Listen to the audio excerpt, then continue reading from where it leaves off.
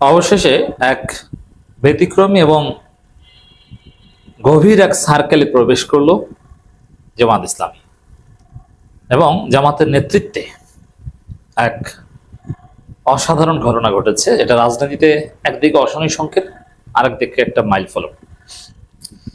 জিনিসটা আপনাদের চোখে দেখতে অত্যন্ত ছোট, জাস্ট সিম্পল কিছু মানববন্ধন, বিক্ষোভ মিছিল, বাট এটার তাৎপর্য অনেক গভীর।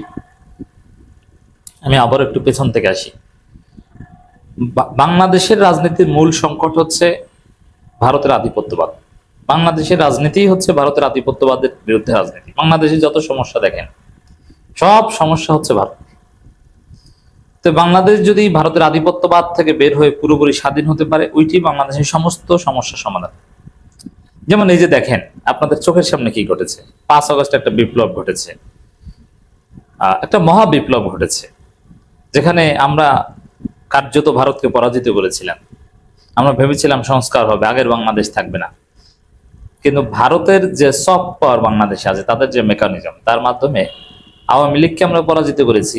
বিএনপিকে আওয়ামী লীগ বানিয়ে ফেলেছে ভারত, এবং ভারত ধীরে ধীরে চুপচাপ থেকে তেমন কোনো কথা বলে নেই। একটা পর্যায়ে এসে তাদের সার্কেলে আমাদেরকে আবদ্ধ করেছে। এখন সেই ইন্ডিয়ান এস্টাবলিশমেন্টের বিরুদ্ধে আমরা যেতে পারিনি, এমনকি জামাতও অনেক ক্ষেত্রে হেকমত করা শুরু করেছিল। তাহলে 5 আগস্ট কোথায় সফল হয়েছে? এবং 5 আগস্ট বিপ্লবের যে আকাঙ্ক্ষাগুলো ছিল সংস্কারের, সংবিধান বা নানান কিছুর, গণভোট হয়েছে, কিন্তু সেই সংস্কার কি আদৌ কিছু হয়েছে? নতুন কি আছে বলেন তো? হাসিনার শাসন আর 5 আগস্ট পরবর্তী নতুন বাংলাদেশের মধ্যে পার্থক্যটা কি? কিছু পার্থক্য যা দেখেছেন, ওটা কোনো পার্থক্যের মধ্যে পড়ে না। যেমন এই যে এখন গুম নাই, কিন্তু খুন তো আছে। গুম নাই, কিন্তু গুম তো শুরু হয়ে গেছিল। এই যে শিবিরের এক নেতাকে গুম করেছিল, পরবর্তীতে ফেরত পাওয়া গেছে। আর হাসিনা ক্ষমতা এসেই সাথে সাথে গুম করে নাই, ক্ষমতা আসার অনেক বছর পর গুম করেছে। অর্থাৎ সেরকম যে হবে না তার কোনো গ্যারান্টি নেই। ব্যাংক দখল, প্রতিষ্ঠান দখল, বরং হাসিনার চাইতে আরো খারাপ পরিস্থিতি তৈরি হতে পারে, আমরা সে আলামত লক্ষ্য করছি। অতএব নতুন আসলে কিছুই আমরা পাইনি, এটাই হচ্ছে সত্য কথা। অর্থনীতিতে, নিয়োগে, চাকরিতে, ঘুষ, বৈষম্য, থানায়, ডিসি অফিসে কোথাও কিছু কমেছে? কোনো হয়রানি কমেছে? একটা বিষয় দেখান তো এই সংস্কারটা হয়েছে? কিছু হয়নি। বরং যেসব বিষয় আপনারা দেখবেন, এরকম অনেক বিষয় হয়তো বা হাসিনার ফেসিবাদের অধীনে, ফেসিবাদ যারা কায়েম করে তারা অনেক ভালো কাজ করে, সেই ভালো কাজের সুফল হয়তো আমরা পেতাম। হাসিনার ফেসিবাদে কিছুই হয়নি। কেন হয়নি? ভারত হতে দেয়নি। ভারত তারা সবকিছু আগের মতো করে নিচ্ছে। তো এই ভারতের আধিপত্যবাদের বিরুদ্ধে লড়াই হচ্ছে আমাদের আসল লড়াই। এবং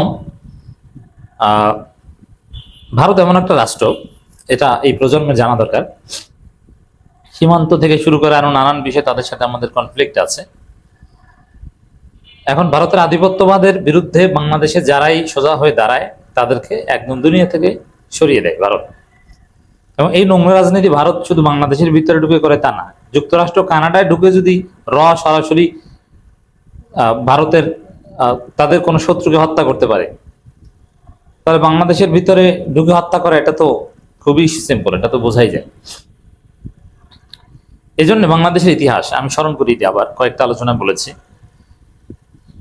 যারা ভারতের সীমান্ত পর্যন্ত যে ভারতের আধিপত্যবাদের বিরুদ্ধে হুঙ্কার গর্জন দিয়েছে এবং যেটা কার্যকর, তাদেরকে ভারত বাঁচতে দেয়নি। যেমন ভারতের আধিপত্যবাদের বিরুদ্ধে বিএনপির যারা নেতা ছিল তাদেরকে দুনিয়া থেকে সরিয়ে দিয়েছে। যেমন ইলিয়াস আলী কিন্তু টিপাই মুখ বাঁধ নির্মাণের বিরুদ্ধে বা আরো নানান ক্ষেত্রে ভারতের আধিপত্যবাদের বিরুদ্ধে একজন লড়াকু সৈনিক ছিলেন। বিএনপির আরো কত নেতা আছে, কই অন্য কাউকে দুনিয়া থেকে সরিয়ে দেয়নি, কিন্তু ইলিয়াস আলীকে একদম গুম করে সরিয়ে দিয়েছে। এরপরে ভারতের আধিপত্যবাদের বিরুদ্ধে সবচাইতে সোচ্চার নেতা ছিলেন ইলিয়াস আলীর মতো, বা ইলিয়াস আলীর চাইতে বড়, শহীদ সালাউদ্দিন কাদের চৌধুরী। তাকে বাঁচতে দেয়নি, ফাঁসি দেওয়া হয়েছে। বিএনপিতে, আওয়ামী লীগে রাজাকার তো আরো আছে, কিন্তু সবাইকে তো ফাঁসি দেওয়া হয়নি, সালাউদ্দিন কাদের চৌধুরীকে ফাঁসি দেওয়া হয়েছে। এরপরে জামাত ইসলামী নেতাদের ফাঁসি দেওয়া হয়েছে।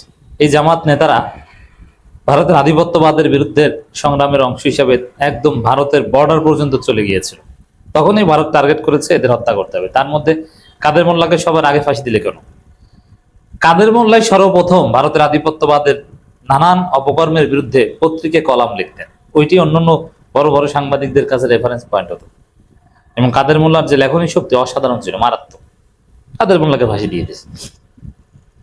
এখন আবার জামাত সেই রাস্তায় হাঁটছে, সেই সার্কেলে প্রবেশ করছে। কোন সার্কেল? ভারতের টার্গেটে পড়ার সার্কেল, যে টার্গেটে পড়লে ভারত দুনিয়া থেকে সরিয়ে দেয়, সেই সার্কেলে প্রবেশ করেছে জামাত। তো অবশ্য এই সার্কেলে প্রবেশ করে যদি সফল হওয়া যায় তাহলে ভারতকে সাহায্য করা যাবে আমরা বিশ্বাস করি। এবং সে আগের মতো হত্যা করতে পারবে বলেও আমরা মনে করি না। আবার পারবে না একদম নিশ্চিন্তে বসে থাকা ঠিক না, কারণ অনেক কিছুই তো পারে। যেমন হাসিনা ইসলামী ব্যাংক দখল করতে পারেনি শেষ পর্যন্ত, কিন্তু বিএনপি তো দখল করছে। আরো নানান কিছু বিএনপি করছে যেটা হাসিনা সাহস করেনি।